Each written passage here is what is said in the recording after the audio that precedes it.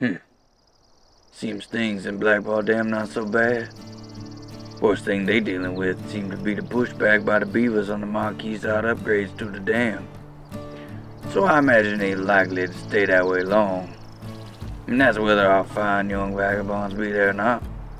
Who knows what that shifty squirrel or honor possum up to? Then there's that egotistical, pretentious fat feline coming any day now, and not likely for any good reason. But it look like our friends got a plan. Despite being a companion down, and Crawley likely to be back on her feet in no time, ready for the next big score. Let's see how they doing, eh? Welcome, gamers. This is I just gotta say, Crowley's nose is just fucking munted. Like, look at that fucking shit. It's just melting off of her face. let's get this video going properly. This is Aberration Unattractive, and we are playing Root the RPG. We are playing in the setting that Aberrant would, as created by yours truly. These are my players, Derp and Whitney. Krista can't join us because she's doing school shit. And Drew is 20,000 And leagues under the sea. Drew is 20,000 leagues under sea. All right, so yeah, why don't you guys? I think his exact coordinates. Let's introduce ourselves. Start with Derp. Tell us who you are, Derp, and about your character. All right. Oh no. Ruvo. Oh no, he went away. I forgot his name. Shit. Ruvo Lucian. He's a mangy little Maine Coon. Well, I say little. He's a Maine Coon. He's a big boy. He's a hefty little guy. He's all about cheating people, gambling, stealing. But may or may not be his fault. He's just trying to make it. Trying to get by this harsh world. All right, Whitney, go ahead and introduce yourself and your character. Yeah, I had no idea we were gonna do this. Fuck you. Yeah, get fucked. Get fucked. Get fucked, nerd. My name's maybe if you Whitney. had your character. Yeah, maybe. My name's Whitney, and I'm playing a stoat named Jilly Cricket. She was raised by rats, a pack of pack rat bastards, if you will. Raised on a cricket farm, farming crickets. My character, I would say, is a definitely a bit of a hoodwinker, but probably a little more earnest than our previous introduction. I think she still wants to ultimately do the right thing, even if she doesn't always live up to it. All right, yeah. And not joining us is Krista, and she's eventually going to be playing... She got bit by a snake, an old sideliner. Yeah. And she will eventually be playing Crowley Devlin, a badger arbiter. She will likely be our level-headed protector. But as for now, she's sleeping off them drugs. Our specter deflector. All right. And I'm Brian. I'm playing as the game master. That character, the game Who's master. Brian? What are you playing as, Brian? What are you playing as, Brian? Oh, You're playing the fool, Brian. I am definitely playing the fool. Forgot to say I'm Derp. I messed up. I had one job. That's not your name, dude. That's not your fucking name. I'm Derp. My name is Derp. He's Derp. Nuh-uh. He's Derp forever. Derp. Says who? That's me. It says that on my hard hat at work. I'm Derp. Does it really? Yes. That's awesome. That's great. I guess it's official now. Yeah, it's official. People at work have you get started some of calling that. me Derp too. So Squirp. Yeah, so our online play is so that we can play as a group. We live all over the United States, so this is what works for us. And I figured out how to make little avatars for us so we don't have to put on cameras at all, so we can sit around in our fucking underwear if we want. I don't have to put makeup on. No God, makeup, it's great. yeah. It's awesome. No pants. No pants, no makeup. All right. You can rest easy, Derp. All right, so we'll get started. Yeah, so previously, when we played last week, Oh, Brian. Oh. oh, whoa. That's for you, buddy. So Alright, yeah, knock it off. you guys were you guys headed to Blackpaw Dam. That was your introduction to the game. You previously had spent time in Underleaf. During that time, you Thunder. you guys swindled the mayor of Underleaf in gambling, and we're basically run out of Did town, we? low on supplies, and eventually you had to make your way to Blackpaw Dam to resupply. You got in contact with Foxy Charm, a tavern owner, and she is a friend to the vagabond.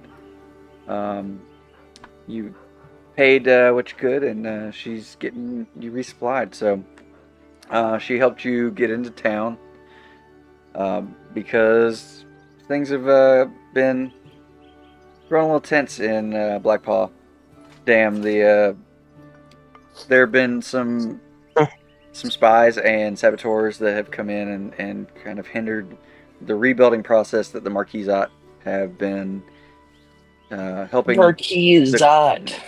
that they've been helping the clearing through. So you guys got in, had a bite to eat at the seedy food alley, getting some cricket and candy salmon. Eventually made your way to the tavern where Foxy basically gave you the rundown of things going on in the woodland and what was going on specifically in the clearing. You learned that the Marquisat were eyeballing the dam for rebuilding and upgrading. She told you that the beavers were not too thrilled about that. And she mentioned about the saboteurs making rebuilding a little more difficult. They were lucky enough to get a new watermill raised up so that they could up production on milling stuff. And then you met a couple shifty folk, a red squirrel named Eckert Brand, and his companion, a one-eyed possum. Her name was Eleanor.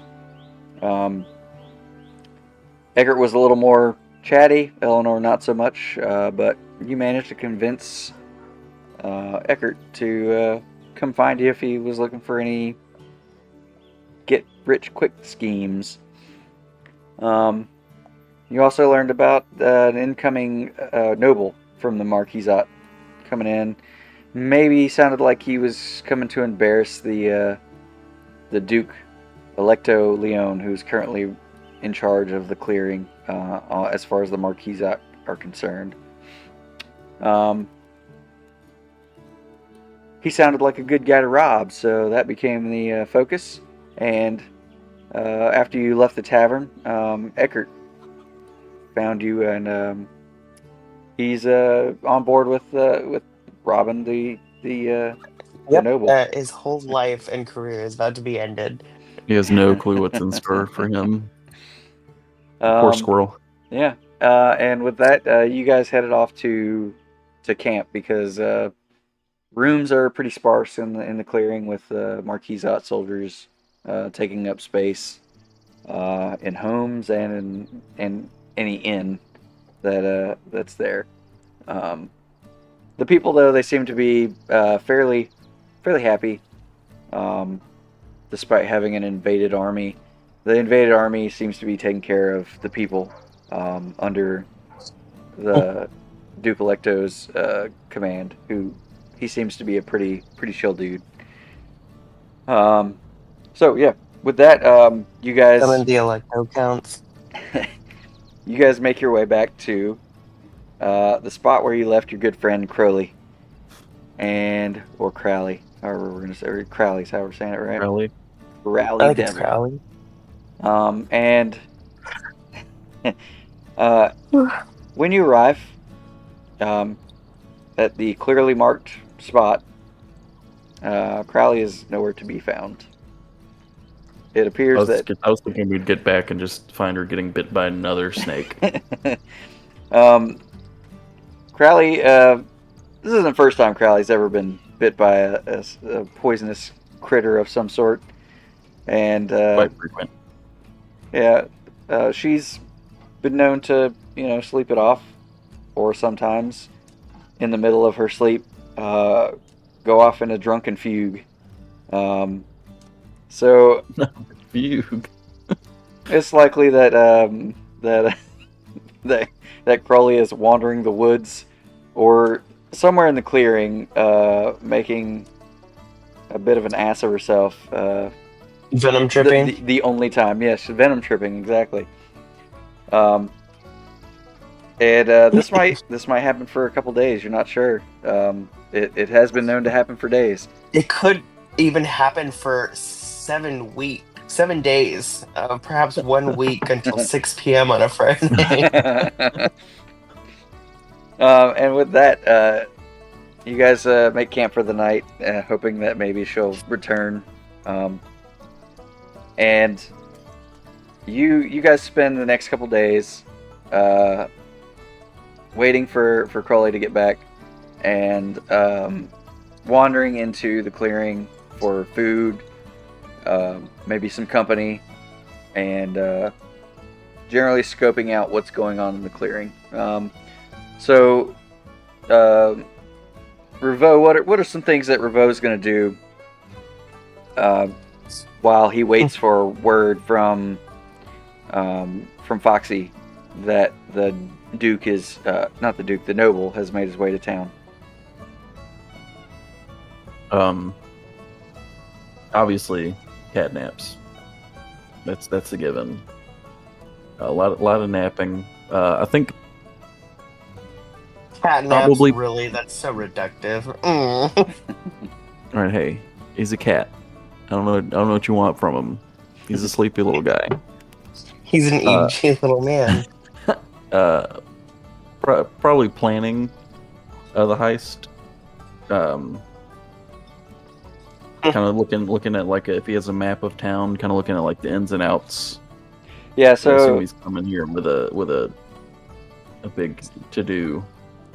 so this clearing is fairly large as far as clearings go. There are some small ones, some big ones. This was a good size one. The cottages where the people live are very modest, but there's the dam, which is huge, right? You can pretty much see the dam from the center of town over the houses, and at the center of town there's like a gathering circle, right? For you would expect for like a town square or whatever. You often see, if you were to go there, you'd see that's where people like to congregate and meet with each other. But there are a lot of people that live in the clearing, so it's difficult to see people that stand out like yourselves or Eckert and Eleanor, especially with the Marquis out around now. Clearing's pretty diverse, and so you're on the side of the clearing where there's the seedy food alley, and a lot of the more rundown cottages where most of the less well-to-do folks live, farther away from the dam. To get any good supplies, those businesses tend to have to go a little further into the clearing to get the good fish and things like that. So, Fish. what about Jilly? What is Jilly gonna do during the days that she's? I think Jilly's gonna play some sweet blues by the campfire. I think she's just kind of she's gonna probably just. I don't think she's gonna exactly get down to brass tacks. I think she's gonna chat people up, get to know people. Okay. just acquaint herself with the people around her, maybe build some connections, but not in a like dedicated way, right? More in Right. like a "Hey, what's up" kind of way. Yeah, for sure. You're one of the social stoats. Uh, you walk around town and introduce yourself. You play songs, tell stories, and you definitely get like a small crowd going, and everyone is definitely entertained. Um, you definitely get some good conversations, especially about cricket farming. Um, Love me some juicy cricket. um, Very one-sided conversations. and on the second day, so the next day after you know, basically your first day roaming around town, um, you finish a conversation with a group of people, and you see the mayor of the town, and you see a beaver, and they seem to be having a pretty heated conversation, and you get a little closer, and they're not hiding anything what they're saying, but um, you you recognize the mayor, as he is still known even though he's no longer in charge of the clearing. Um, his name is Bernard Rimmon. He's a very portly fox, um,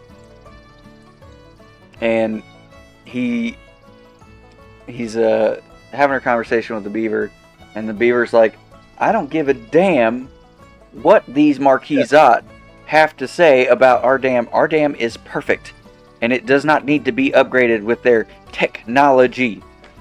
And Bernard is like, "Well, we're just trying to make good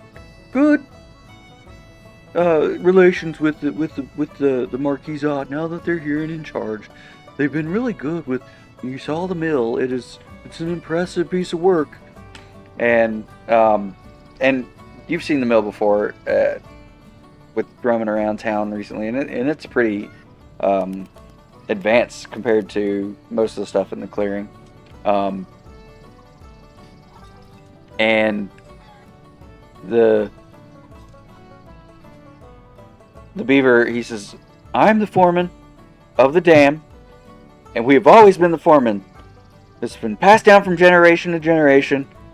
This is ours, and they are not going to take that away from us." And he storms away off in the direction of the dam. And you see Bernard, he just kind of pats his belly. "Man, I sure could go for some honey right now." Ugh. And he kind of saunters off, and Can goes I give him about some his honey? business, looking for a pot of honey. Is Winnie the Pooh? He seems like a Winnie the Pooh type, yeah. Can I give him some honey? I love this man. Actually, you one of the if you were to try to go buy some honey, there is none in the clearing. It's actually supplies have been I already exhausted. have 25 containers of honey on me. So honey is imported from one of the other clearings, and there's not much of an apiary here for honey and bees. So unfortunately, the weather here so close to the mountain is not conducive to Bees. bee farming. So, But you would know that as an insect farmer. Yes, I would. yes, you would. I would know that, actually. Can I roll luck to see if I have any honey on me? Let me see. Is that what I use for luck? Let me pull up my playbook here. My basic moves. Okay. Reach in your backpack, you have honey, but you trip and drop it all over the floor. And then it grows a honey tree.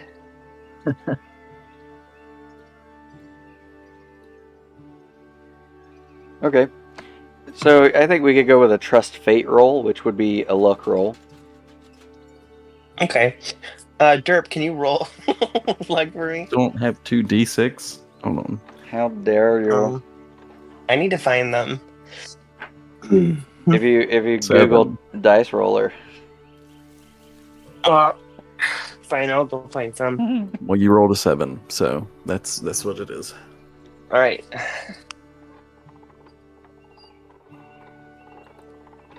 That's right, folk. If you're gonna play a tabletop role-playing game with dice, you should probably get some fucking dice.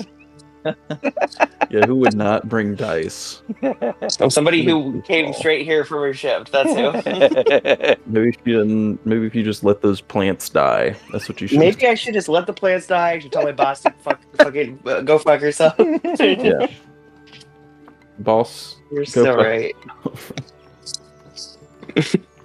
right. Go commit autofellatio, boss. Yeah, stick it to the man. That's what you got to do. I found 1d6. I think the problem is Chris is taking a test right now, and I can't go in there. That's okay. You can roll a d6 twice and add it together. So That's true. That does work. Unfair. Okay, I rolled a 6. Krusty Krab I is rolled on a 3. fire. I rolled a 9. So 9 plus your luck is 0. So 9, yeah. Y'all. All right. So you have a half-eaten jar of honey, and yeah, mark off 1 depletion. What does that mean? So that means you have 4 boxes for depletion, right? I see. So those depletion are like items that you have that aren't specific, right? So you've got your weapons and maybe armor. So what? You have like 4 depletions worth of honey in a jar. You have 4 depletions worth of materials amongst your gear. Like, so let's say later you're going to counterfeit something. You're going to do a counterfeit roll. I'd never do such a thing. And then you would mark off a depletion depending on how you rolled, I think, is how it goes. Let me look.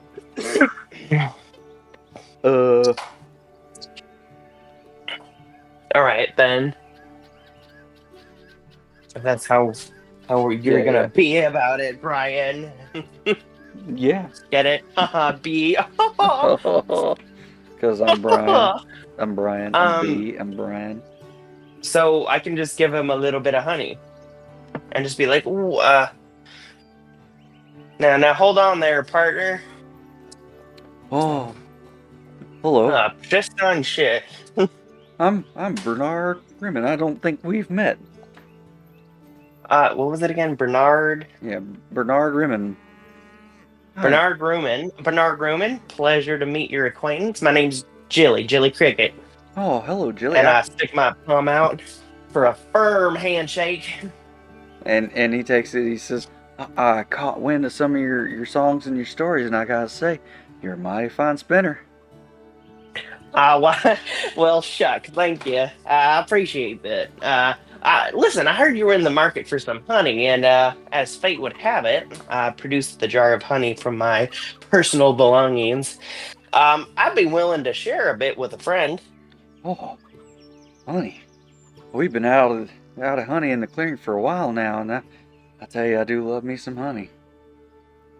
Oh. Yeah, I mean, well, most people do. Now, me, I keep it for the calories, but I have to be honest with you, I ain't got much of a sweet tooth. I'm big into crickets. That's why they call me Jilly Cricket. And he's like, you can see him kind of salivating and kind of rubbing his fingers together, kind of like tapping them together over his belly. Now listen there, feller. In this kind of situation, you might think that someone like me might have ulterior motives for bending your ear. But truth is, I'm just killing time before my ne'er-do-well friend comes up with a devious scheme. So, what say you and I get to know each other and you can have some of this delicious honey? Well, that sounds like a mighty fine plan. So you guys like find a nice little bench to sit on in the square, and you begin to have a conversation, and Oh, he's do we now, Brian? Do we? he's very open to talking as he's dipping his fingers into the honey, and he's basically Winnie Poohing the shit out of this honey, right? It's adorable. And he's talking about, he basically is like, oh, the Marquisat, since they've come in, they've been mighty fine to us, mighty fine. I was really worried when I first turned over the clearing, but I tell you that Duke Electo has been a good cat. Oh, and Yep, he's a mighty fine, mighty feline. If you I tell you though, some people are not say. they're not taking too kindly to these upgrades that the Marquisat have. I mean, they're just so the technology they bring is just so foreign to us. But Well, that new mill, yeah, such a good production. Oh, go ahead. Yeah, we've been able to export so many change is hard. things. Yeah. Good. Sorry. She just listens to him prattle on about what's going on. Yeah. I'd say Jelly's pretty patient, so she doesn't seem put off or anything. Yeah.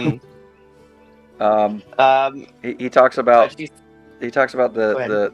dam, especially because he really bitches about how resistant the foreman of the dam is being, who he calls Gene Sawtooth. He talks about how the beavers their dam has been standing there for longer than he can remember, and well, listen here, fella. I'm all for change, especially the good and kind, but I'll be darned if somebody's gonna tell a beaver how to build a dam, right? The way I thought it was, cats weren't so good around water. I've heard that as well, and I tell you that the dam has stood the test of time, but I really just want to keep the relations. I care about my people so much, and I want to take care of them, and I just want to do what's best for them. So Listen, do you have any kind of experienced committee of professionals? Public Works Committee, if you will? Well, as far as the dam's concerned, that's going to be the beavers.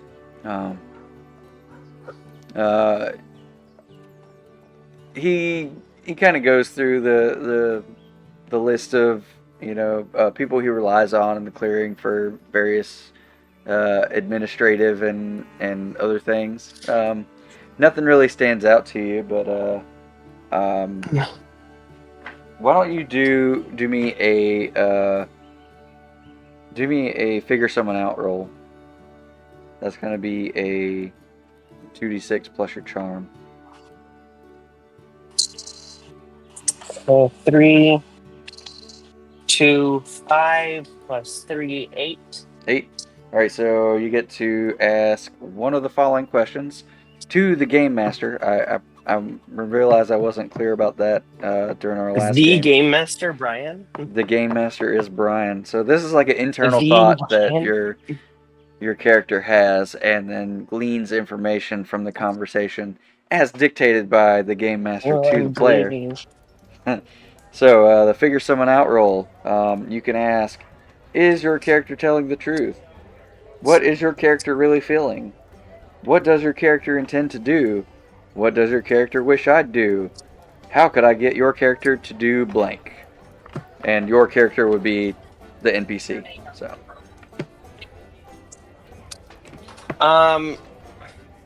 1 second, Brian. Okay. Also, if you guys would like print out the basic moves, the weapon moves, the travel moves.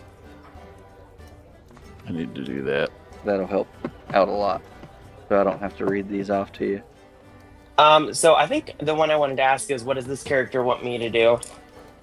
Um, Or at least someone, like some third party to do, would even be probably along that vein as well.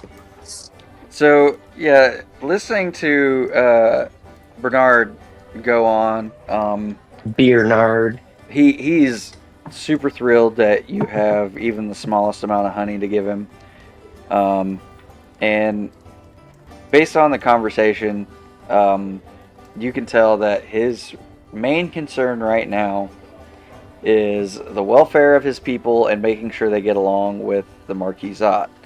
And right now, the only person that has given him that problem is Gene Sawtooth and the Beavers. He wants to find a resolution that works for both the Beavers and the Marquisate, but he's not smart enough to think of anything that would help both parties out. So, All right. Well, I think I'm just gonna say to him, well, listen here, feller. Sounds like you got yourself in quite the conundrum.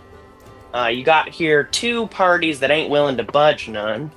But ways I see it, there's a way through.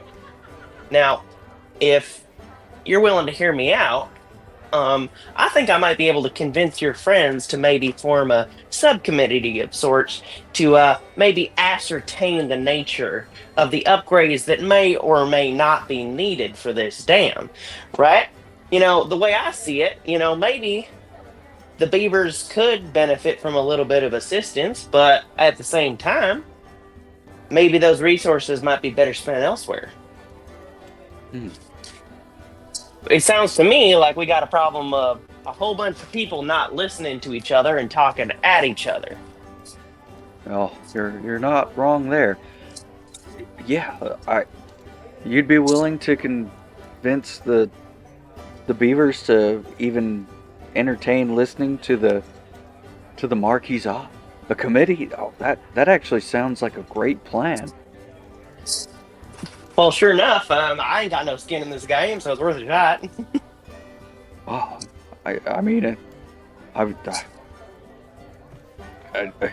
It'd be worth it to even try. I mean, what have we got to lose? What have we got to lose? True. If it all goes south, you can just blame it all on me as some sort of deranged outsider off her leash. Oh, I'm not sure I could do that to such a kind and gentle soul as you. I Oh, do. shucks, you're a sweet one. I would appreciate I do appreciate the help. It's nice to see outsiders who care about what goes on in other necks of the woods. Well, sure enough, if us little folks don't look out for each other, who is? True that. True that. True that. And he's like scraping the bottom of the honey, the honey thing. What would have lasted, a little while is now is all gone. He's like, oh, I seem to have eaten all of your honey. I do apologize. It was very It's all delicious. right. By the time I handed it off to you, I had already consigned its contents to oblivion, as it were. It was very kind of you. It's been an age since I've had some honey. It'll be nice to have some imports of honey again at some point, but Now, who knows when that's going to happen. strange thing you mentioned that. Why hasn't there been any honey imports? When I think about it, as far as foodstuffs go, honey seems like an excellent shelf-stable thing to trade around the clearings. Well, while that is true, the top exporter of honey is actually out in Patchwood, and well, as you know, that is currently under the control of the Erie, and trade across the battle lines have not been coming, so not as frequently. It is much more difficult to travel upriver and through the woodland with things the way they are right now. Well, hang in there, buddy. Oh, wait 1 second. Sorry.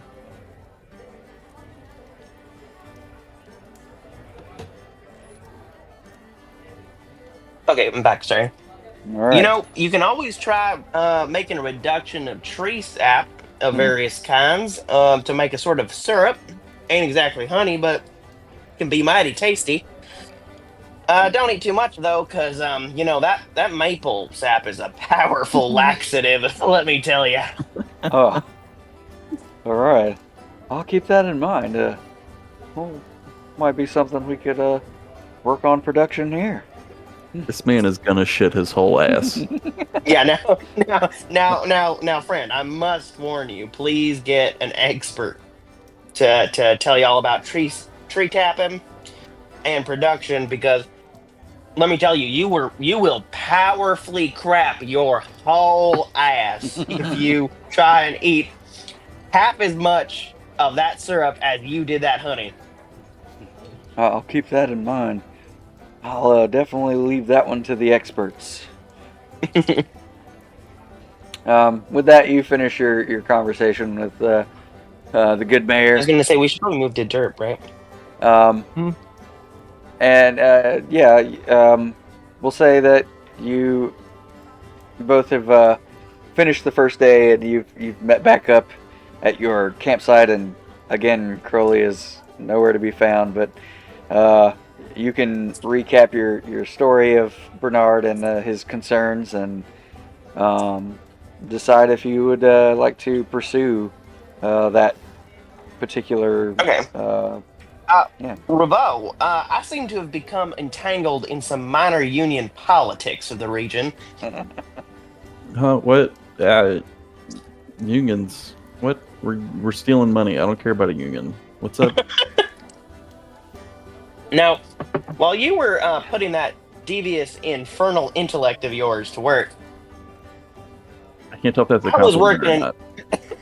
I was working on trying to create a subcommittee for public works in this here town.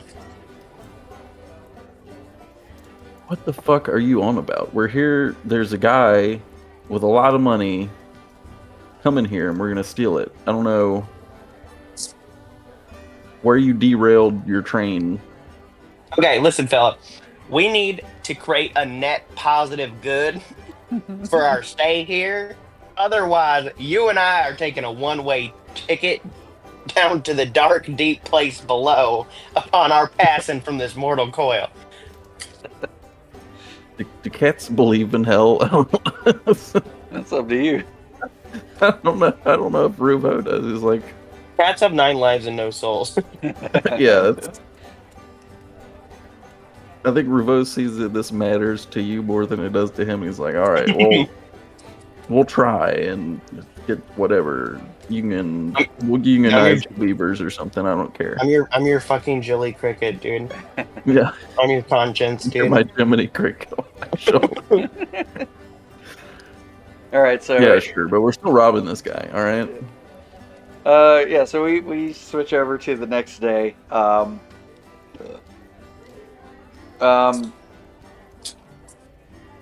Do you guys do any like foraging or anything like that as part of your daily routines, as a way to not like deplete value and things like that? I don't see why not. Because that will also clear your depletion by 1. I said I'd probably be doing that because I was Yeah. kind of chilling at camp. All right, so That's salvage. you can clear that depletion. You filled your pack with various other accoutrements that would be useful to you at a later time.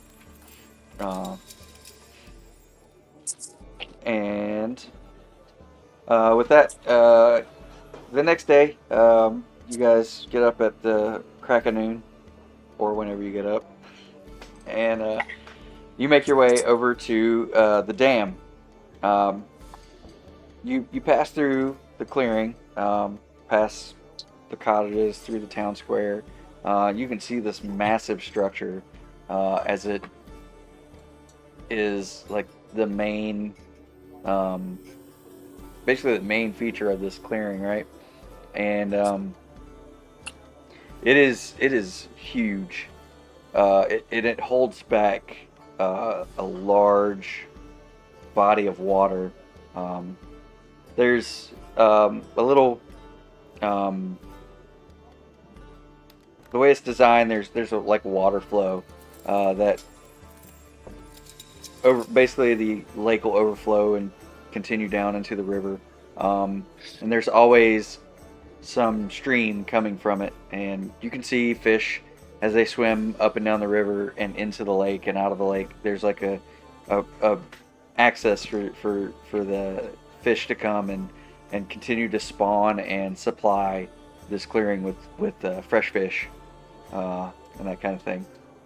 But you make your way to the dam, and you see the beavers hard at work.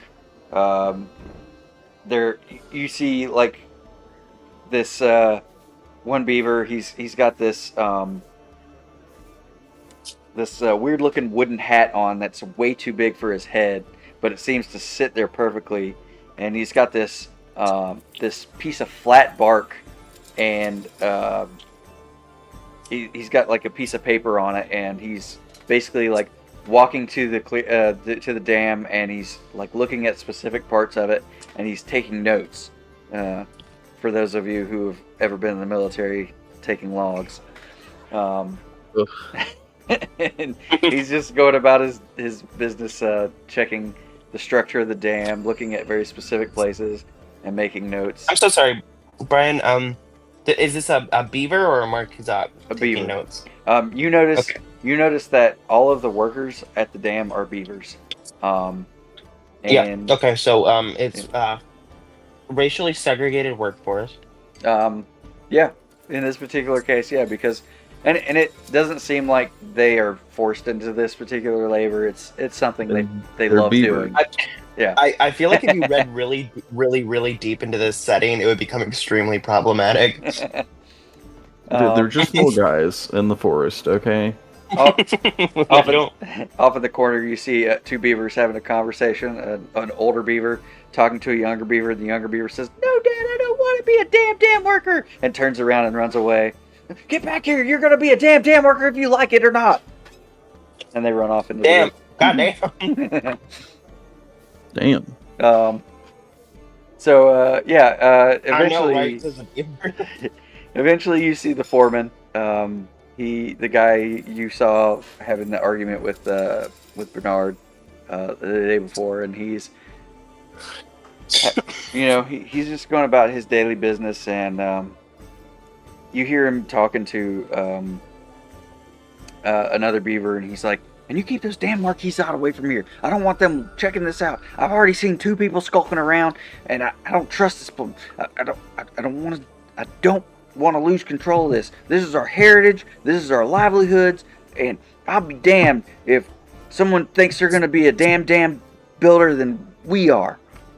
And the other guy's like, "Yes, sir." And he like marches off, and yeah, you guys come up, and may I approach?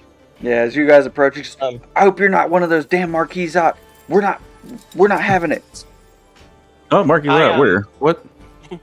I stop a I see you, cat. I see you, cat. You're one of those marquis out, aren't you? Now, steady there, friend. We ain't no marquis out. We're just a couple of peaceful denizens like yourself.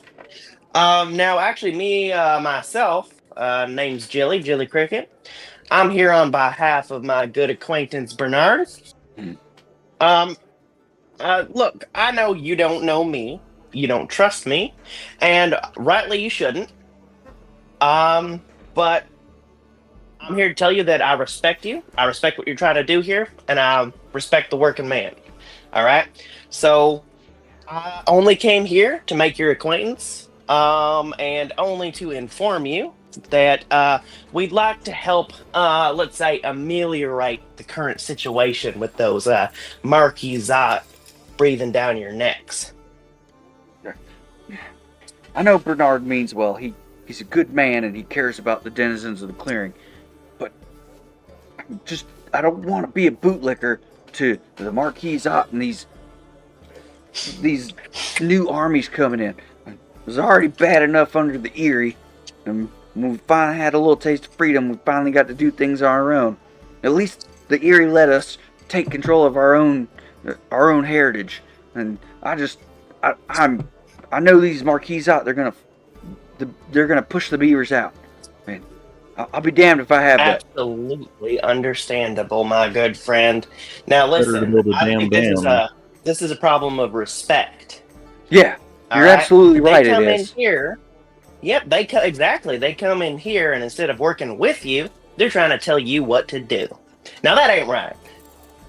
Yeah, that's right. Yeah. Now, my friend, I'd like to know, what would you like to see coming out of this situation here? Best case scenario is the Marquisat give up on trying to do upgrades, because I'll be damned if they can upgrade the dam better than we can. I mean, look at this massive structure. Isn't it just a marvel to behold? It's beautiful. Stood the It's test of just time. water fucking leaking out. It's just a bunch of sticks Yeah. shoved in. Yeah. You're standing there, and there's like a second level. You see a beaver walking across, and then you hear a boop and a little psss, and the beaver's like, "Oh shit!" He runs over, and he's like grabbing some mud and licking it and trying to stuff it in. He's like, Slapping it down with his Boy, tail. it sure is mighty rustic. as you say that, the beaver gets the leak sealed up, and he stands there and he's admiring it. And all of a sudden, it pops out, hits him in the head, and knocks him off the second story. He's like, "Ah!"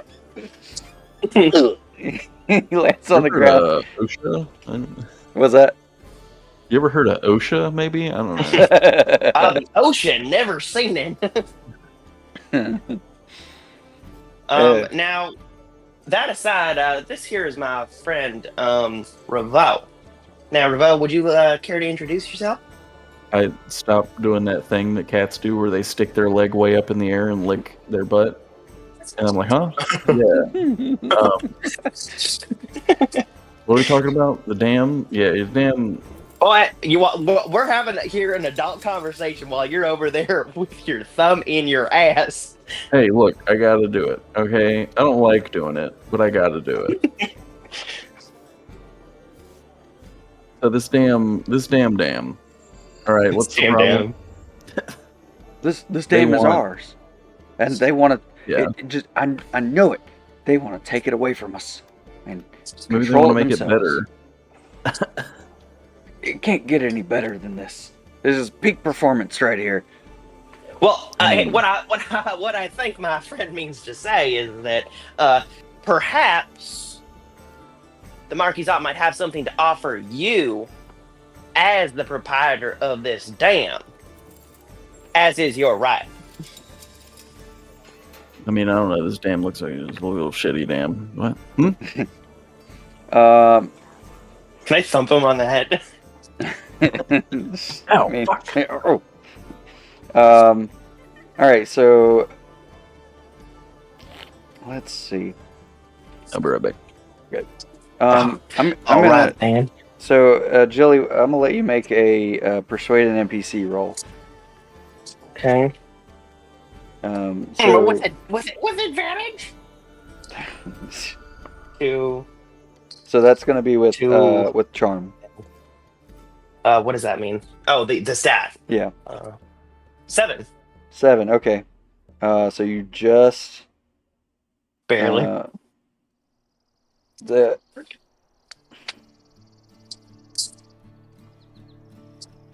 all right. So he's looking at you and he's not quite sure. You feel like you might have to elaborate a little more to get him to understand what you mean. Like, what do you mean? What the Marquisat could provide us? Like, Listen, you're a beaver. Hard hats for one, right? maybe. So you're the hat you saw the guy wearing, the wooden hat that was too big for his head. It was pretty much a resemblance of a hard hat. Yeah. Safety harnesses for working from heights. I don't know. Listen, your main That job. guy fell like 30 feet, dude. Like, Yeah. I'm not dead. I'm okay. I guess he's fine. All right, never mind. He falls all the time. All I'm saying is your main job, your main passion right, is building this here dam, keeping this dam here running, keeping clean water for the denizens, but not too much that we're drowning in it. Now, the Marquis, they don't know nothing about building no dams, but maybe they can help with resource acquisition, all right? Tools, supplies, all those little peripheral things that make dam building that much harder. I see what you're saying. Concrete, maybe? I don't know. Things have been a little difficult to come by. Well, yeah, especially with the war and nothing. I mean, we can't even get honey no more. That's Bernard's thing. All right. I mean, hey, the Marquisate, if they got one thing, it's money. All right. They got money, they got resources. They may not got the skill, they might not got the kin, but they could help you. So I should give the Marquisate at least an ear, is what you're saying. I'd say just an ear, yeah. But maybe hold off on giving them an inch just yet.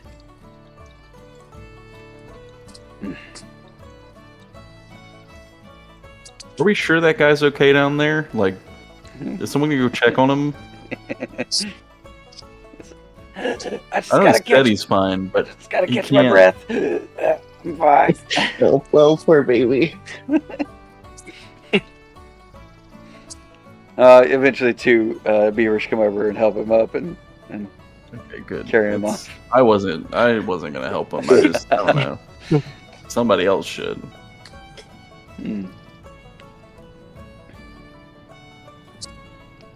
I will. I'll consider it then. Like, I'm not gonna like it. I just know it. But. Well, nobody said you had to like it. I just knock a stick off the dam into the water, into the river. Boy, you get your conniving ass away from that here dam. I meow and start skittering around. Now, I'm gonna need some assurances going into talking to them that they're not gonna try to swindle me or go over my head once we've had this conversation. Understandable. They're gonna try to do that. Well, yeah, my friend does have a point. These Marquisate, they're bureaucrats. I mean, they're definitely going to try and do that. They're cats, exactly, just like you said. They're bureaucrats. So, they're a bunch of bureaucrats. That's good. I mean, they have them groups of people that sit around disagreeing with each other all the time. I reckon. Yeah, and nothing ever gets done. What do they call them? Committees? Yeah, like a committee. Well, a bureaucrat is kind of like the thing where you hand him a letter, and he sits on it for 6 weeks, and then he loses it in the mail. Yeah. So, maybe I make my own little group for this committee, and we can have a little discussion.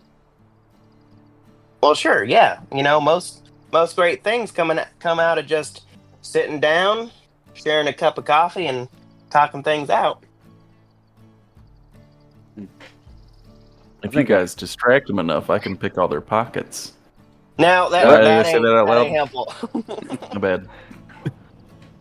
You kleptomaniacal feline. Hey, I can't help it. Okay. All right. Well, I've got my concerns, but I think if well, shoot, I'd be worried if you didn't have concerns going into anything. He didn't seem concerned about that guy that fell. Oh, he's fine. Exactly. That's why that's a bit of a problem to my reckoning. Yeah, that's what he probably needs to be concerned. He'll be fine. He'll be back to work tomorrow. What do you say after this? Maybe we make another committee, perhaps a safety committee. Maybe something. You ever heard of workers' comp? We don't talk about that. All right, we need to talk about that. We'll do that later, though. I'll tell you what. I think I'll get with the Bernard then, and I'll discuss my terms as far as getting a conversation started. There are things I won't concede on. So. Well, I thank you highly for that, friend.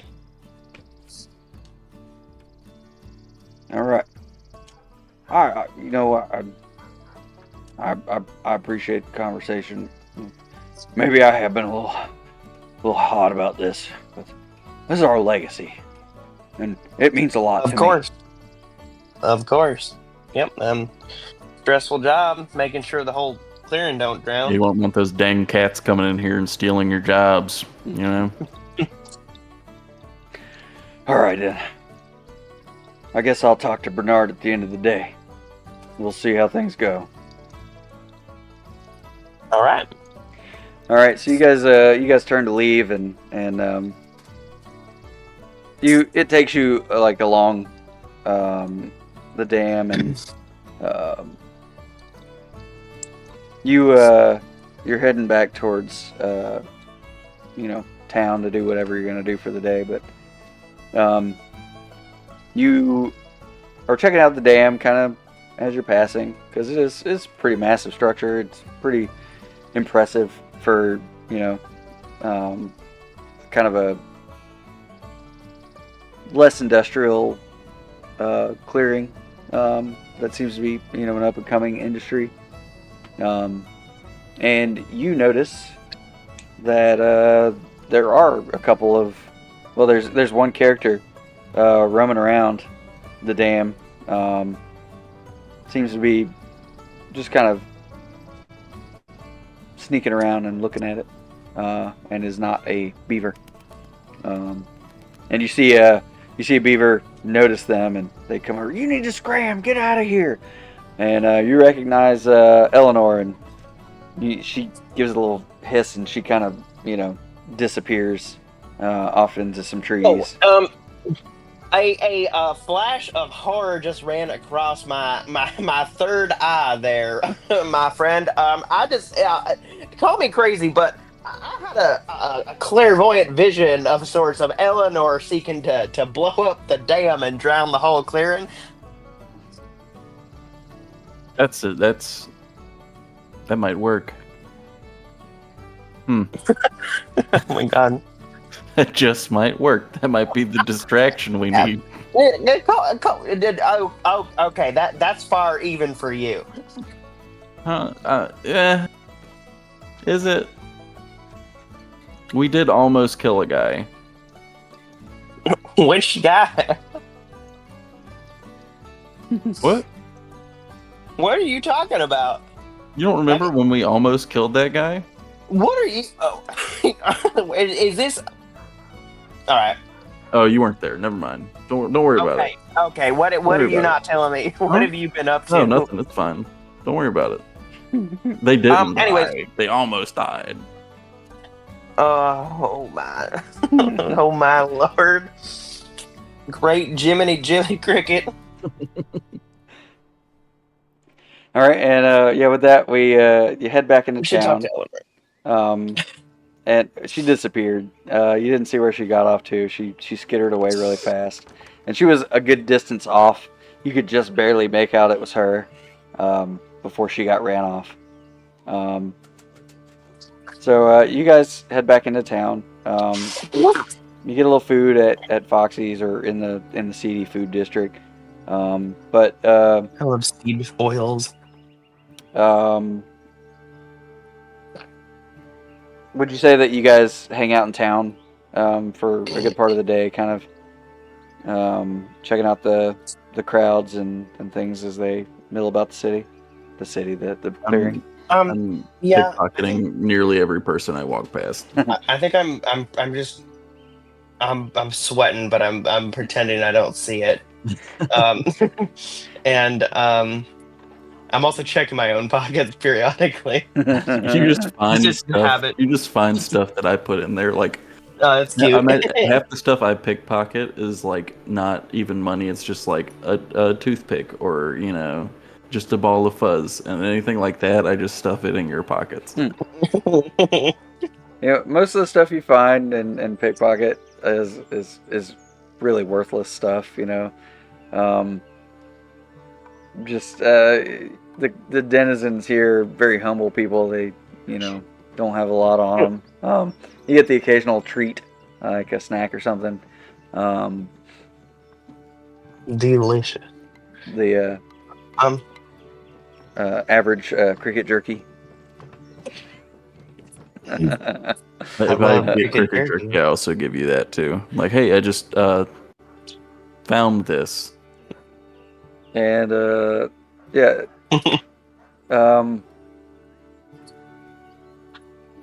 Let me. I think I want to try and find where Eleanor is. Because how much time do we have until the heist? You're still not sure. Because there was no set date on when he was coming to town, but you do know it's going to be within the week.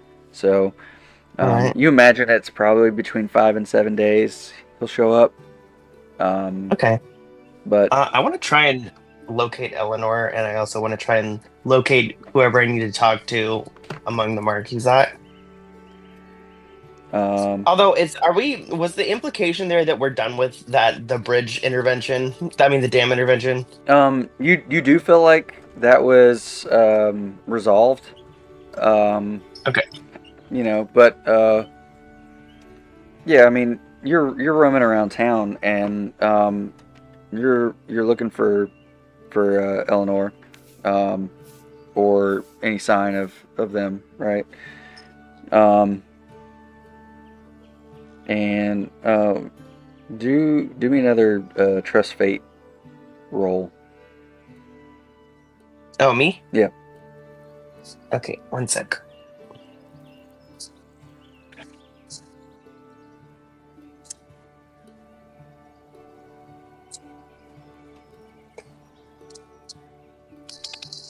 One. A 1? Okay. And a 1. and a Double 1. ones. Snake Okay. eye. All right. I Yeah. don't trust Fate Impact. So Snake eyes! Oh, that's the snake that bit Crowley. you spend a lot of the day trying to eyeball all the denizens and look past them for Eckert or Eleanor, but as the day progresses, neither of them are ever come to sight, right? So you do end up coming across a group of Marquisat soldiers, and they are they're going around the clearing and they're basically like eyeballing things, right? And you see this one massive black and white rabbit, and he seems to be in charge, and he's kind of pointing at things, and he grabs one of the little soldiers and is like pointing over in a direction over there.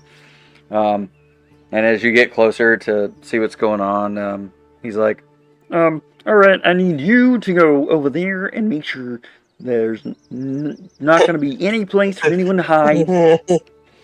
And That's a good this dude is big, and like he's huge for a rabbit.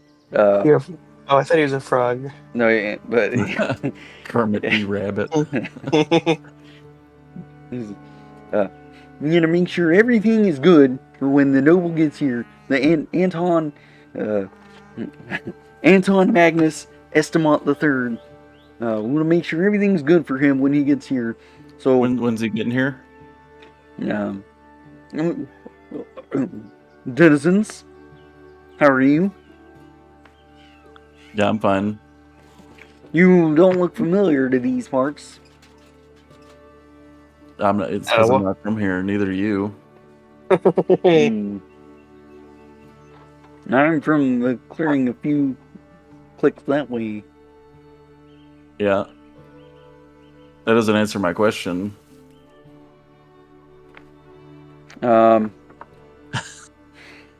Let's see. So standoffish. Let's see here. I don't like them. I don't like the Marquisate.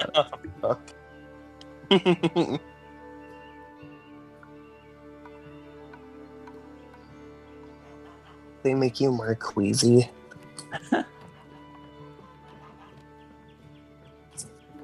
He gives you a look and he slits his eyes and he's like, "You'll forgive me if I seem a little untrusting as of late. We've had a few incidences in the clearing with spies and the like, and with the noble coming, I'm sure you've heard, Anton Magnus Estiemont III. I want to get a picture with him, you know. I want to get a painting with. I want to get street painting. I want to get street painting with him.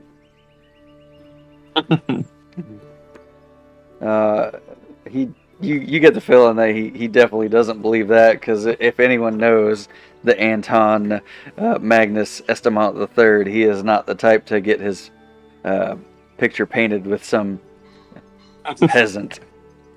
Listen, I think what my companion here is trying to say. Oh, sorry. Go ahead. I mean, I thought you were done. My bad. So he's eyeballing you suspiciously, but as let's see. Why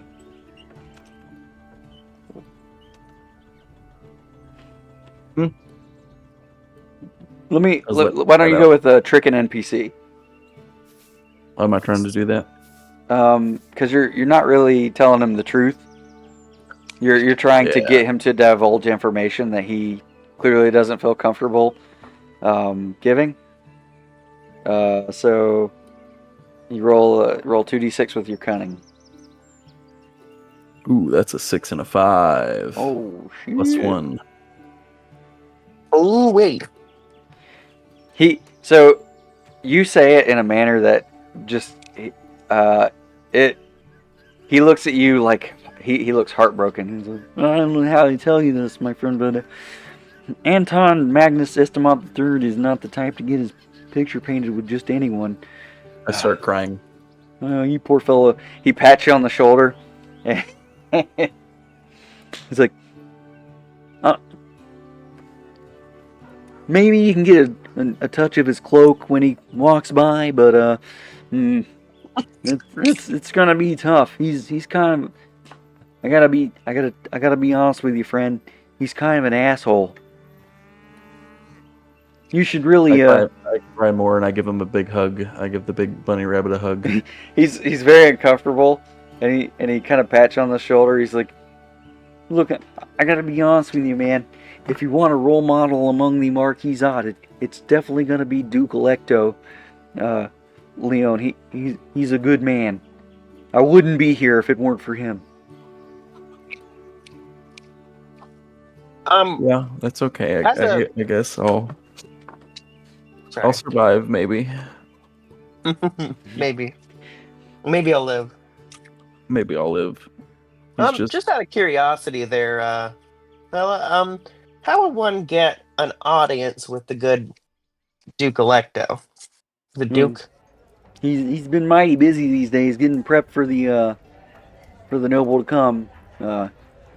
Frankly, he's a little worried with the way things have been lately, and our Fupa and Ice Trap. Things haven't been good for the Duke, despite how good of a man he is. But here's hoping that things look up. But you seem like it's important. Like what would you need to speak to the Duke about?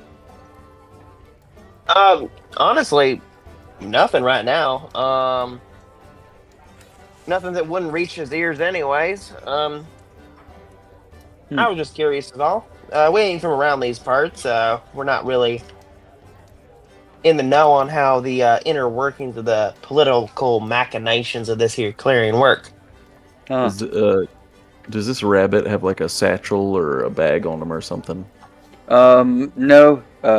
He's pretty well armored and has a Little coin purse, anything? he's got like a massive like hammer, and a sword, but doesn't appear that he has a satchel on him or anything like that. You do see he has this wristband on his wrist, which for the rabbits in give me a second. I'm still hugging him, by the way, crying. And he's just absentmindedly patting your shoulder as he not realizing that this is still a thing. If you he flip to the back of definitely him, you just see my paws patting all around him, looking for a bag. you do get the sense that there is like a fatherly figure feeling about him.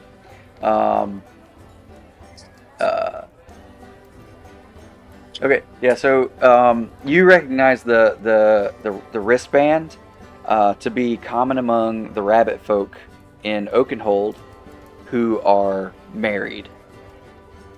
So you can gather from this information that he's got a family, and just by the way he's kind of like patting you, it's something like a dad would do to their young child that is upset, right? Because he's absentmindedly doing it now that he's having a conversation with Jilly.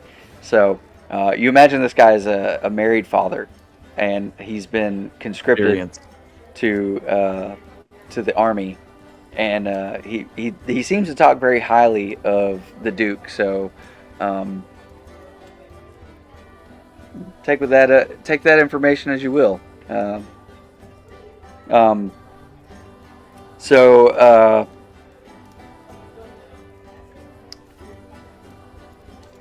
So he says, you know, most of the clearing denizens they go to the mayor, and the mayor he gets in contact with the Duke, and things get hashed out that way as a way to liaise between the Marquisate and the denizens of the clearing. Things have worked out pretty well, except there's been some issues about the dam, but we're hoping Still crying. That damn dam. That's right, little fella.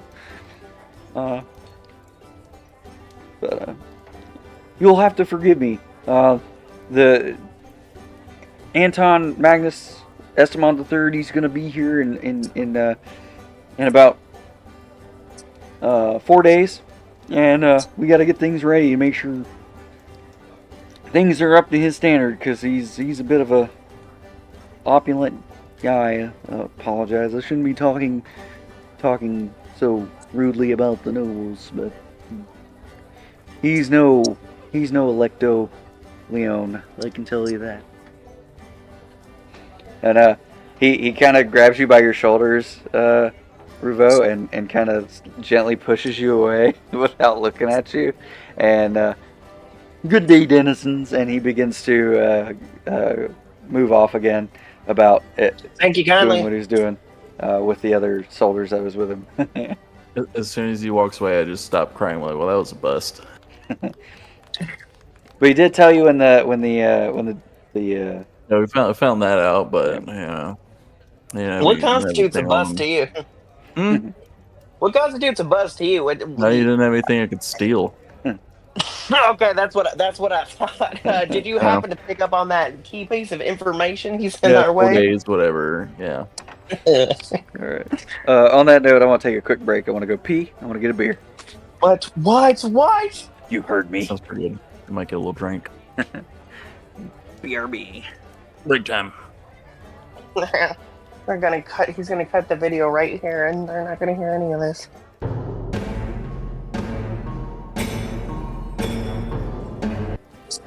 I'm back. Another 30 minutes. Well, Yeah. Masterfully crafted cocktail. Nice. Cocktail. It's gin and Hawaiian punch. Yeah. Yeah.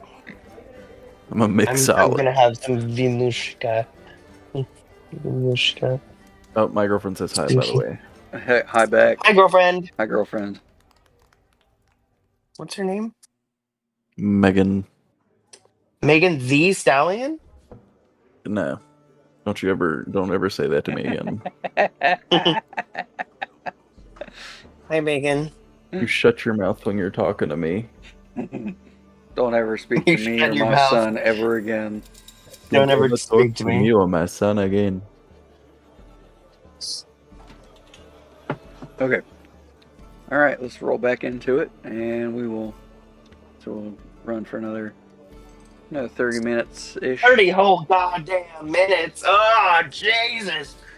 Ruvo wakes up from a cat nap and for some strange reason has the urge to punch Jilly Cricket in the face. Yeah, here we are, continuing on into the days. The dice. So you guys continue building about the clearing, just waiting and biding your time as you wait for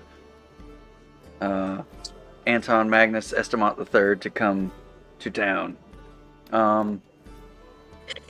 You see, as the days progress, the Marquisat are spending their time, basically like shoring up defenses in certain areas, where they think spies would hang out or plant things. So you definitely see like a presence of the Marquisat start to take shape in the clearing, as they start either placing barriers or establishing some sort of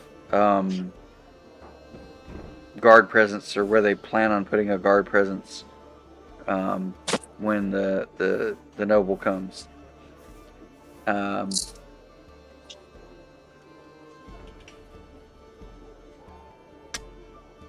As for Noble.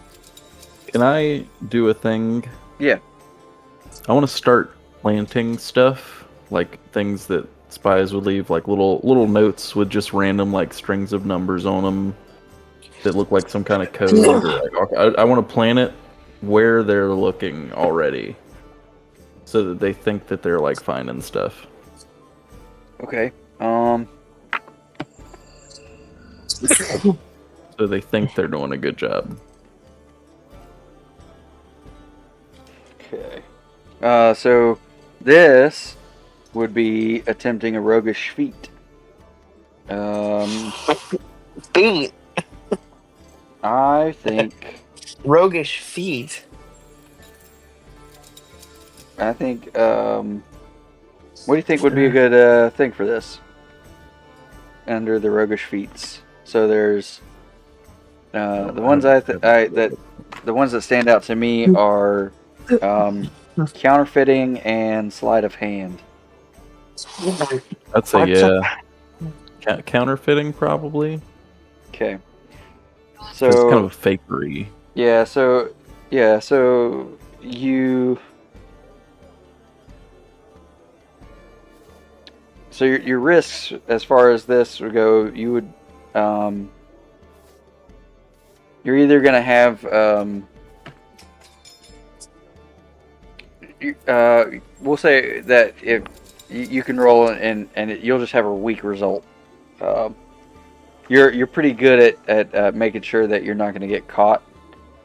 Because things are still a time or two. things are not super tense right now, so you just might not get the effect that you want, So yeah, roll me a roguish feat. Do you have counterfeiting as a skill? Oh, I have sleight of hand. Do I have to have it as a feat? No. However, Okay. if you do not have it as a skill, you'll be rolling with trust fate rather than attempting a roguish feat. I don't trust fate. That fate guy. So attempting a roguish feat is always rolled with finesse, while trusting fate is always rolled with luck. Mm.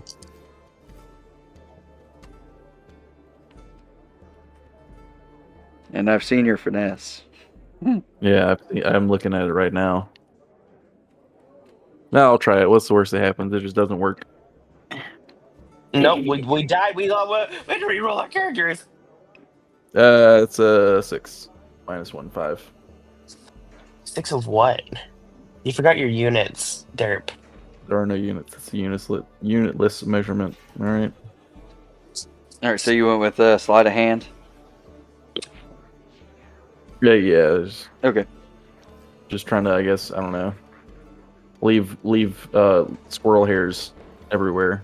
Just slip them around where they're looking for spies. All right. So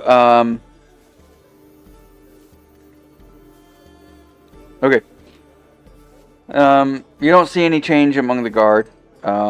Any like, oh, I found something or anything like that. Doesn't seem Probably like not they've uncommon to find animal hair. Yeah. In the city. Doesn't seem they've ramped up as they mill about the clearing and do their duties. Duties. So a duty. yeah.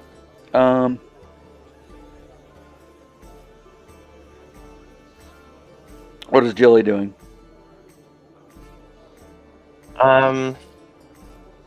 So what's currently happening in around the like? Okay, so what's currently happening?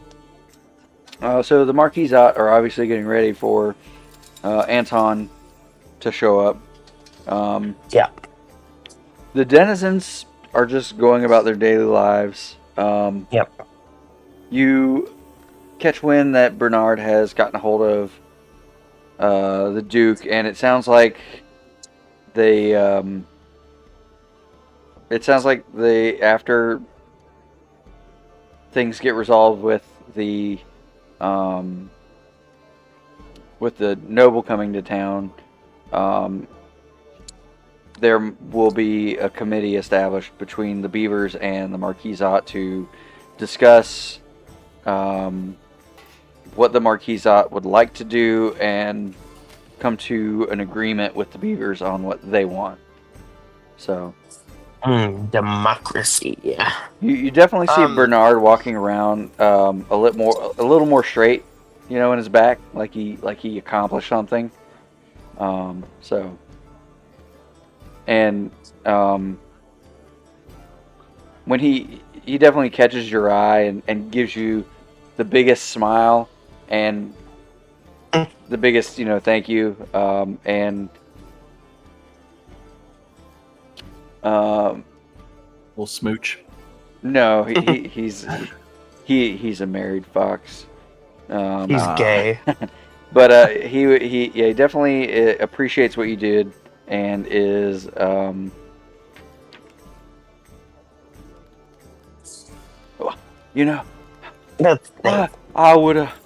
I'd certainly like to repay you in kind. You did a great service for us. Maybe I could Of course.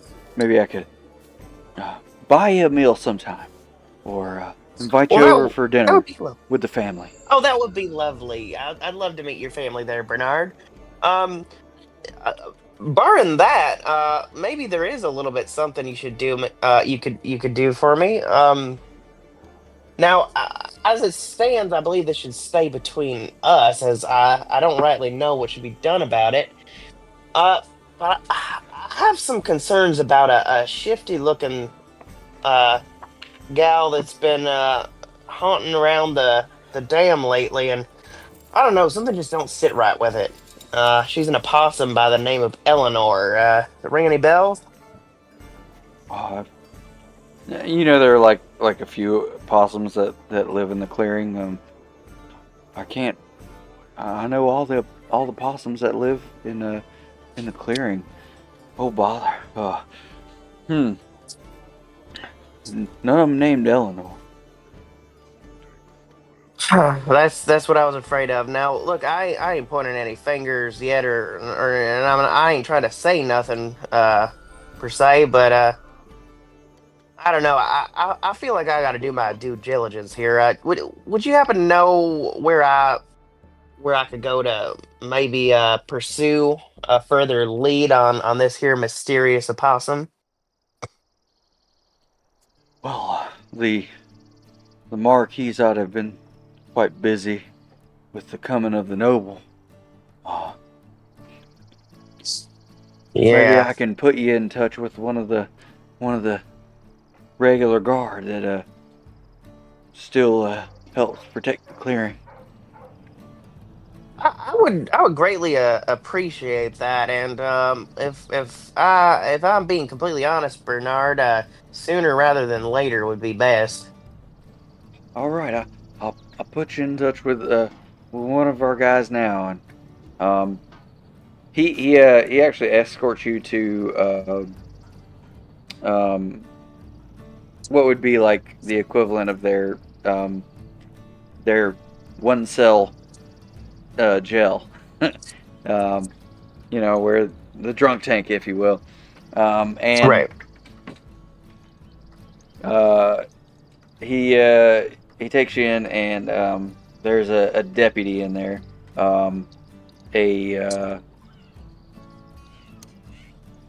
Will you tell me, who do you think you're looking at?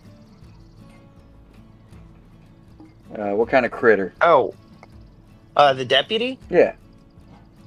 An owl. An owl. Okay, yeah. So Those big eyes. There's an owl in the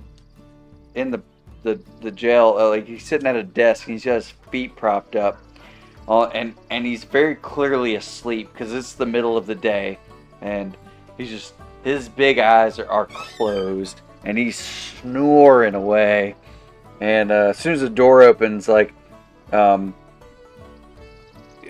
doesn't react when the door opens, but as soon as the door closes and slams closed, he about falls out of the chair. And he stands up, and he's like blinking his eyes in different order to clear the sleep. He's doing the Toy Story blink.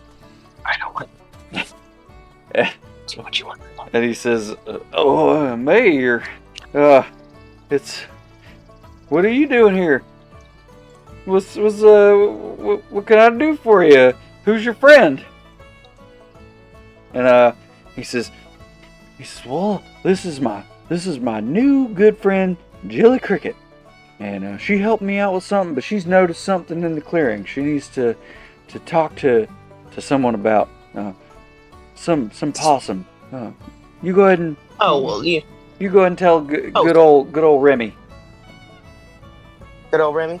Yeah. Well, howdy there, Remy. It's pleased to meet your acquaintance. I take off my hat, of course, respectfully. He's got a hat on too, and he takes his off.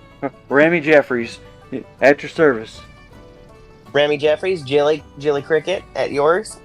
Now listen, I don't mean to raise any alarm bells or point any fingers or really, anything of that nature. I just my good friend Eleanor, haven't been able to find her, and I'm a bit concerned for her well-being, is all. Eleanor, I don't know an Eleanor. Is she She's a bit of a from the clearing? Actually, after talking to Bernard here and kind of checks out with my previous knowledge, seems that Eleanor is a drifter from out of town. Hangs around a lot with a squirrel. Nice fellow, a bit twitchy, but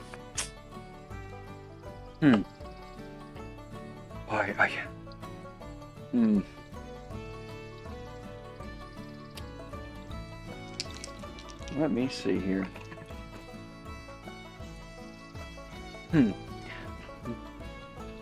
What kind of critter is this, Eleanor? she's an opossum. Oh. And hangs around with a squirrel. Yep, a squirrel by the name Bram. Can't say I've heard of a brand. What does this Eleanor look like? Eleanor, Brian, what did she look like?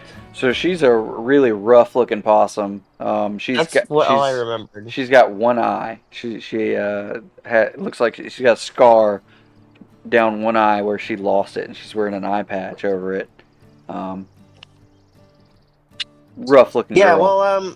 well, she's a rough and tumble sort, missing an eye, and looks like she's not shy of getting into a scrap or two. You know, now that you mention it, I did think I heard about a possum hanging around the dam. Them old beavers coming in here all the time talking about the Marquisat hanging around the dam, and said one of them was a possum. Said they've been scoping it out. Yeah, that's what I've heard myself. But I'm wondering where I might find Eleanor now. Well, we've had a few guards going out there checking, and can't say that we found any possums roaming around the dams when we got there. Seems that they got away, so really don't have much to go on. Well, thank you for the trouble there, sir. I appreciate it. Do give me a holler if anything turns up, but as for now, I bid you good day. Where might I get a message to you? Oh, well, leave a message over at Foxy's for Jilly. Foxy's It'll make its way to me. Oh, I love Foxy's Tavern. I do spend a good Friday night there drinking away. Such a nice, fine young fox she is. quite attractive too. But anyways, yeah, I'll be sure to leave you a message if I hear anything. All right, I'll appreciate that, and I guess I bet you adieu. All right, and yeah, with that, you leave, and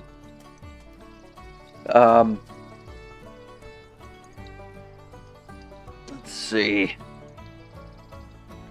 All right, good night. Yeah. So you've got a few nights left till the planned heist. I want to find Eleanor, dude. I need to find Eleanor. need to find that squirrel again so I can set him up. Yeah, well, if we can find the squirrel, that'd be good. All right. I should have asked if the guard had seen the squirrel. Although I guess that was kind of implied. Let's see.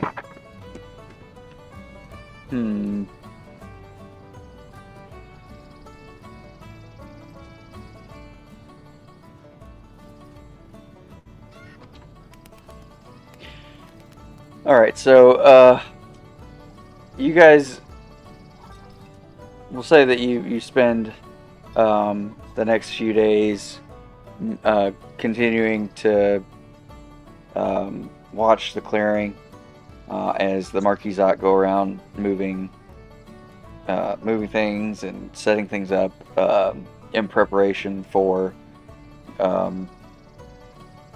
Anton to show up. You continue to look for Eleanor and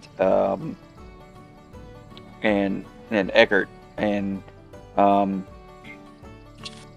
they seem to be staying pretty well hidden. You spend a lot of time at the tavern hoping they'll come in, and you don't see either of them coming in. And eventually, you even decide to try to spend your time in the clearing later.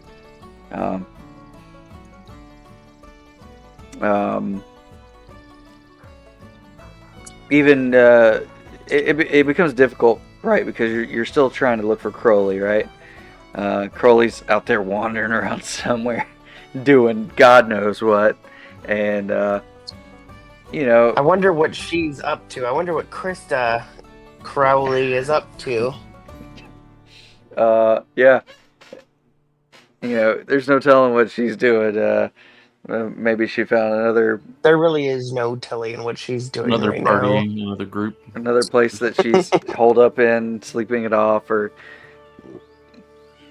what she's gotten up to. She's gonna have She's to on figure she's that on a out. Venom Bender. She's gonna have to figure that out in our next session. So it all seems to be like a matter of timing. You just can't seem to find the right timing to sync up and find Eleanor and Eckerd until it's about 2 days before Anton is scheduled to show up, and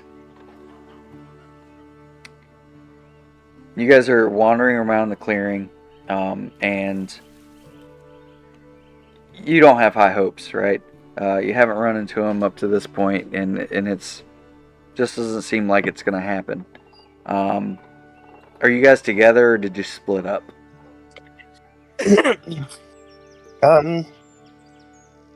What do you think, Dirt? Who are we looking for? The squirrel? Uh, Or are we looking for Crowley? well, in the clearing, you're really looking for like Eleanor and Eckerd. Okay, yeah, that's what I thought. Okay, yeah, I mean, I'd be looking for him too. Are you guys Specifically like? the squirrel. Would you guys be together or separate? Like, Yeah, if we're split? both looking, then we'd probably be looking together. Yeah, All right. we're both looking. Okay. I guess for slightly different reasons. All right. Both of you roll me 2d6 and tell me who got the higher roll. Okay. Rolled an 8. We're not adding. Yeah, add them together and tell me who got the higher roll. Oh shit! Where did the dice go? We're not adding any like modifiers. No to it, modifiers. Or actually, roll luck. Yeah, roll luck. We'll do trust fate. though. Okay, so then I got a 9. Ah, my foot died. Okay. I don't think I can beat that, can I? No, I can. Okay, technically. 6. Okay. And a 2, so 8. Ah, all right, just shy. All right, so Just shy. you guys are split up, looking in the clearing, and unfortunately, Jilly, you were just not having any luck. You see a badger, and suddenly you think Crowley, and your mind gets lost, wandering. Where's Crowley? And you begin to follow the badger and realize it's just another denizen who's just going about their business, and you realize you got off track, and you try to backtrack and continue looking. But Revo, you are wandering around the clearing, and you decide that you're in the mood for some candied salmon. So you head to the food district, the CD food district, get yourself a candied salmon, and you're passing through the alleyways, and you you come to the edge of a corner, and you hear some muffled yet aggressive chatting, and you hear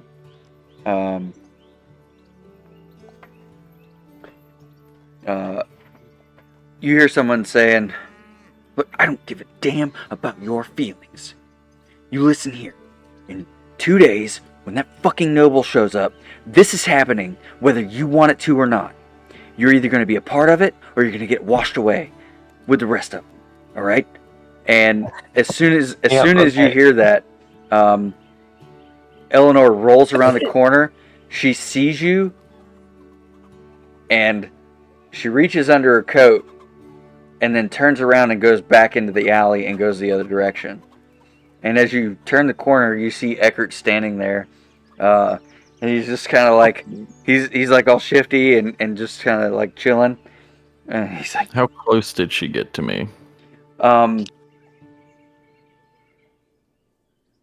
Pickpocketing distance? Not really. Okay. She got close, but not close enough, not intimate close. Right, so. Or like a good 15 feet away.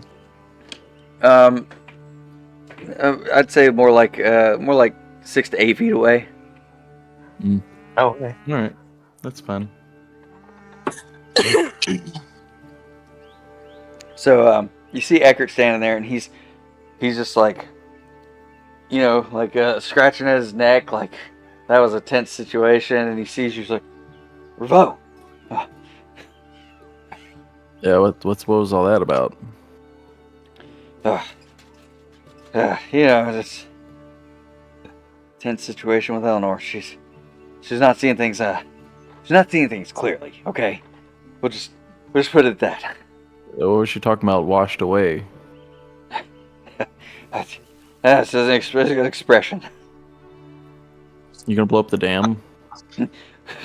What? Why would you say anything like that? You can roll a figure someone out. Can I chase after Eleanor? You're not even near. You guys are split up. You don't even know this is going on. So, Oh, okay.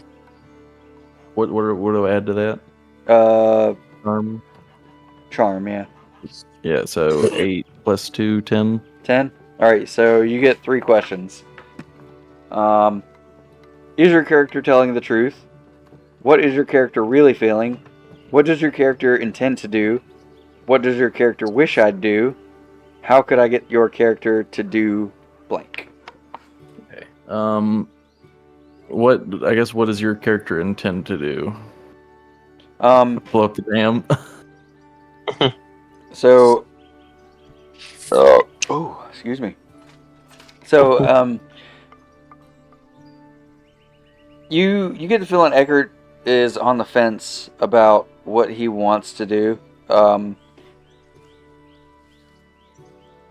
It seems like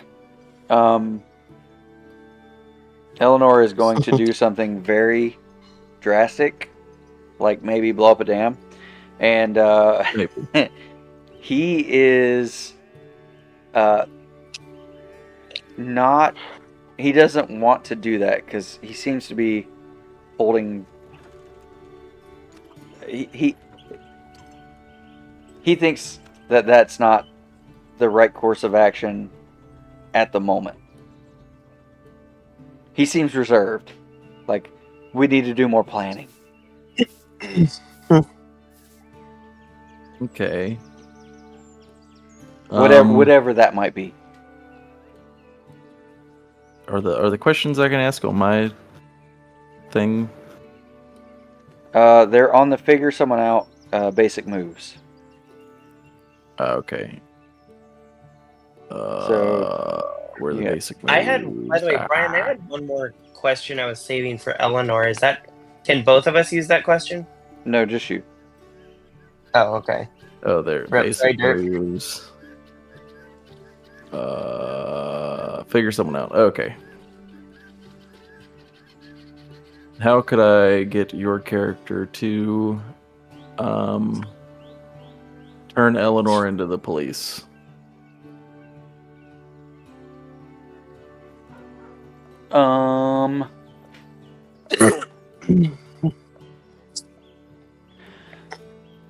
So you can tell that that Eckert is very shifty. He definitely has a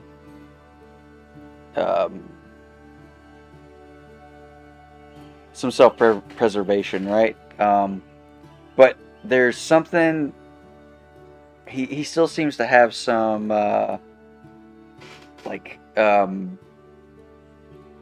not necessarily a code or anything like that, but there's like some moral belief that killing a bunch of people with floodwaters is bad. Yeah, something like that. There's something there. You feel like you could somehow maybe figure out a way to suggest how that would be beneficial. He might be able to plan a way into it. Um,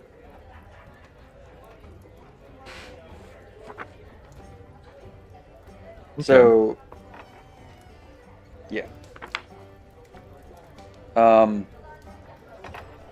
So he basically is like, I don't know why you'd say anything like that. Eleanor's kind of a loose cannon, but she's not gonna do anything drastic like blow up a Is that why dam. she was scoping out the dam earlier? He's like, All right, look, buddy. I put my arm around his shoulder and pull him over. Look, you still want to do that heist, right? Yeah, that's definitely something I am interested in doing. So let me ask you this: would you rather stick it to the Marquisate or murder a bunch of innocent innocents?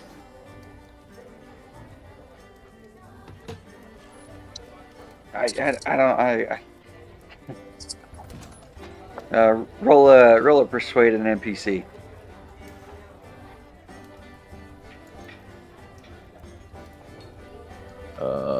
It's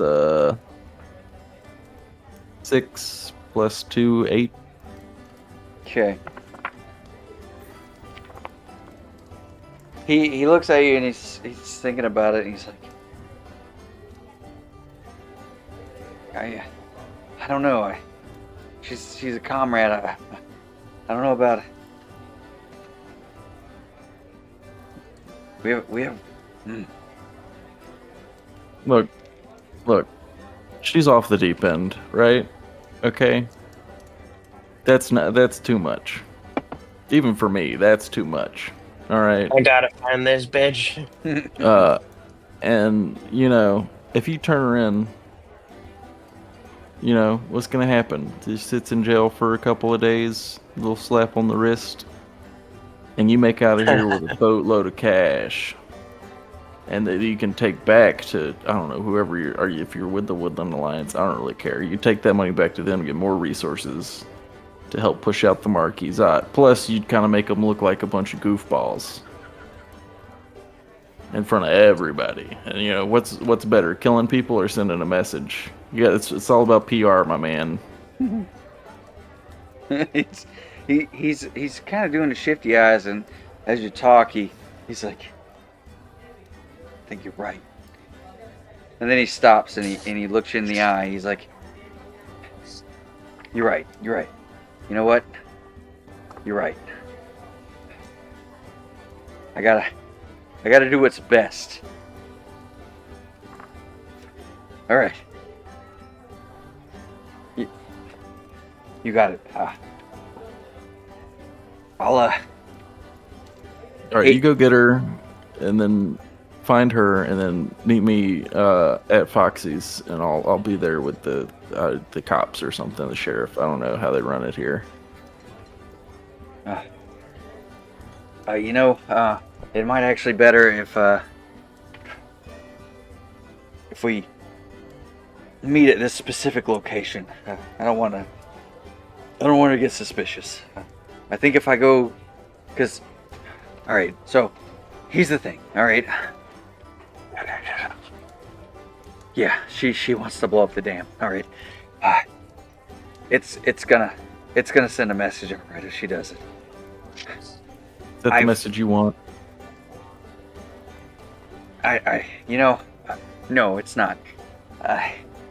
Frankly, I want to embarrass the Marquisate, but blowing up the dam at that time is not going to do it.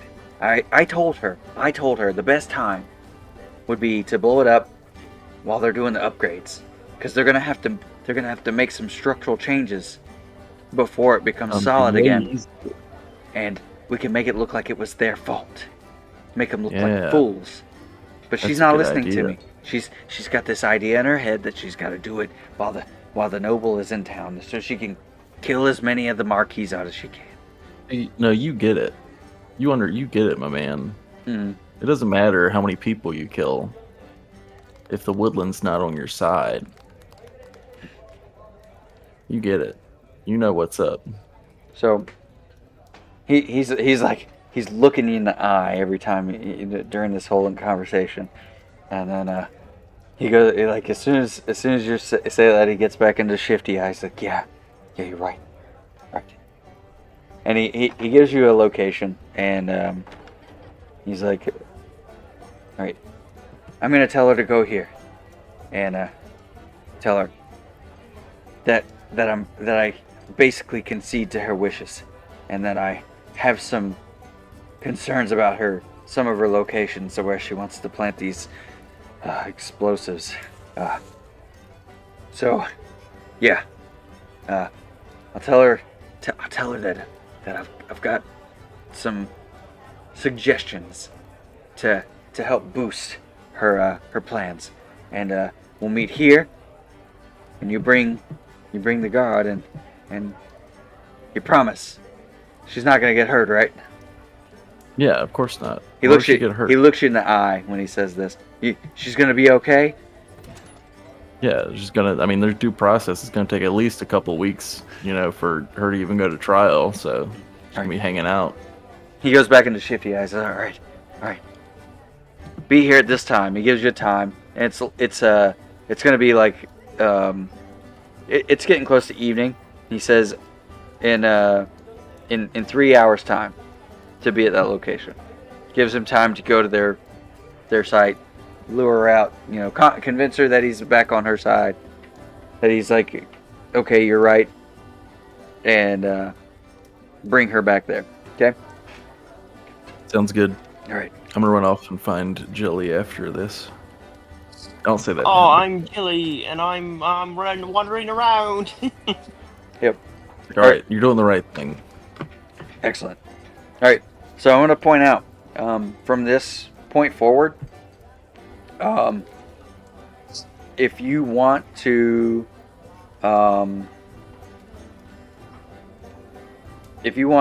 do things specifically, so I'll try to infer like the type of rolls I want you to make from the things you say. But if you when it comes to say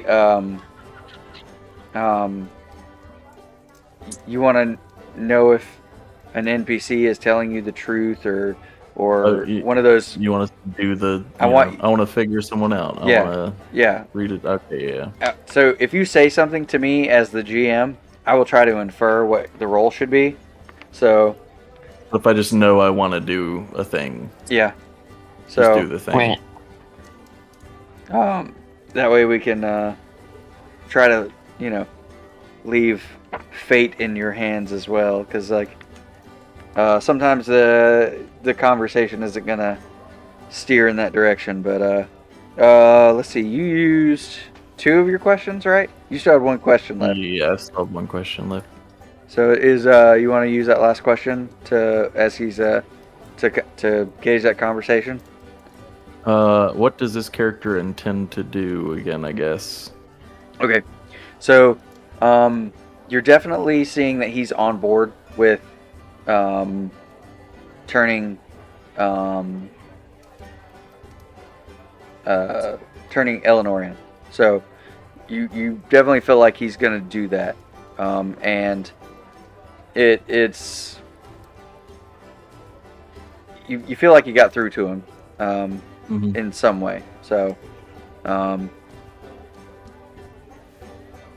yeah. So yeah, there we go. You spent some time looking for Jilly. She got distracted by a badger, and then she heard some folk talking about cricket farming, and then got engaged in the conversation. You find her talking to people about crickets. I just kind of grab the best back thing about a dairy cow collar and cricket drag is her the away. milk. People think it's the milk. Oh, hey there, Reve. Yeah. Hey. So, that possum was gonna blow up the dam. And the people, Holy what? gee whiz! Holy Jiminy, It was a Jilly play. It Willy, was a Jilly play. Cricket. It was a play we saw. Everybody, go. It's Oh, fine. oh, a play. What's a Yeah. play? Yeah. Yeah. It's like where Wait, you know people what a play is? stand up Don't and be. dance around, Oh, come on. and they tell a story through dance, and I do a little like pirouette. And they clap. Yeah. The dang old I dam. bow. The name I'm of like, the all play. right, Yeah, and then that I dang old pull dam. Jilly into the alleyway. Okay, you take Jilly off to the side. You get some privacy. Yeah, it's like, hey, so that she's gonna blow up the dam, but Golly gee whiz. Oh, yeah, wait, I knew when I saw her around that dam, I was like, oh, my blood ran cold, let me tell you. it was a little little fishy, but no, yeah, I ran into them. Eckert told me that she was gonna blow up the dam, but he's gonna turn her into the police, so we got to go get a guard or somebody and take them to this spot, and All tell right, Jilly. well, good on you, Revo, for doing the right thing. I appreciate it, Yeah, but yeah. if I could make a request, now, I think I got a contact on some good folks over in the guardhouse. I think I could get a small contingent of them to accompany us, but if I'd like to ask if I might try to talk her down first before they start clapping chains on her and hauling her away. I think I might be able to reach her, and I'd like at least a shot at it. I mean, I'll go get the cops, and if you can talk her down before I get there with the cops, then, I mean, sure. But like, she's gonna screw up the heist. We can't heist the man if he's dead, you know. Well, I know, but maybe I can get her on board. I don't know. She seems a little off the deep end, you know, a little cuckoo. A little cuckoo in the coconut. Yeah. Well, little cuckoo, it, you know. it's worth a shot. I'd rather cuckoos on our side rather than praying for our downfall deep in the dungeons, as it were. If dungeons here. You're aware of I ruins assume- in the woods, old ancient places that have existed for centuries in the woodland that can hold secrets and treasures. Dungeons. All right. Well, anyways, go. What's the name of the owl? It's Remy. Remy Jeffries. Go on and talk to Remy Jeffries over in the guardhouse. I Jimmy think he's referees got it, and I go. Okay, well he's the owl. Make sure not to tell him too much, but just that maybe you needed a little bit of help. I'd still like a shot. Yep. Jimmy referees got it. All right. With that, we're gonna call it a night with Revo going to the jail and Jilly heading in to the location that was discussed. That was good. All right, so one thing we didn't discuss last time was so baked and red pilled, Brian. One thing we didn't discuss last time was whether you would level up or not level up, but get any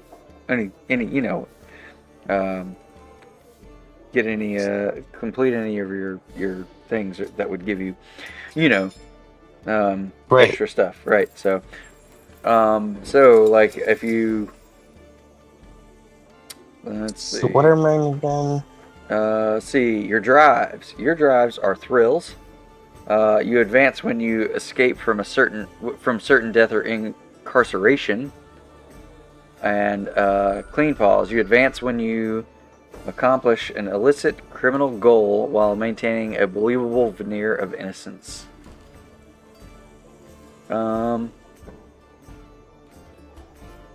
So you didn't do any of those. And Not really. We're getting close. Yeah. Yeah, I think we're getting close. You know, because you have such a kind demeanor, and you don't like when Derb was when Revo was like pickpocketing lint from everybody. You got all in about it. You still want to stay with Clean Paws, or would you like to go with like one of the other ones? There's a Discovery, which is Me? advanced. Yeah, because you don't seem the criminal type. I mean, not really. But like, I'm still the kind of person that would help Revo with a crime Okay. and talk it off. So it is a question. I don't know. Maybe we'll revisit it when we settle into our group dynamic more. Yeah. Okay. But for now, it seems to make sense. Okay. Yeah, because the other two wouldn't match it. Wouldn't have accomplished anything either. Infamy does not match this character at all. Yeah, that's true. And Discovery seems cool, but I wish there was one for like mediating, because that's what I would like to do. But I mean, I can still just do that, and it's fine. all right. And let's see for Dorp, you've got Chaos. Advance when you topple a tyrannical or dangerous, overbearing figure or order, and Clean Paws. We're almost Definitely about to close to do that both first of one. those. Huh? We're almost about to do both of those. Yeah, that is true. So yeah, well, again, we have another session with no advancement, which is not unusual. That's fine. But yeah, keep those in mind whenever we do our sessions, and at the end of this session, like especially like yeah, we can I'm definitely in work a on those. position here where I don't want to just go around doing a bunch of crimes randomly, and I don't really want to get ourselves in life or death situations. Good sesh, bruh. That was a Good sesh. fucking good game, you guys. I really had fun tonight. Did you know? Yeah, I did. I hope you guys had fun too. Yeah, I think we got lots of good role play. Yeah, I feel like we accomplished things. Yeah. In this one. Yeah. I think those were the things that I thought about all week, putting into the game, and we got to all of them in a we bridged, we jammed a 2-ish hour period. Yeah. Whoosh. So, and yeah, I felt like we were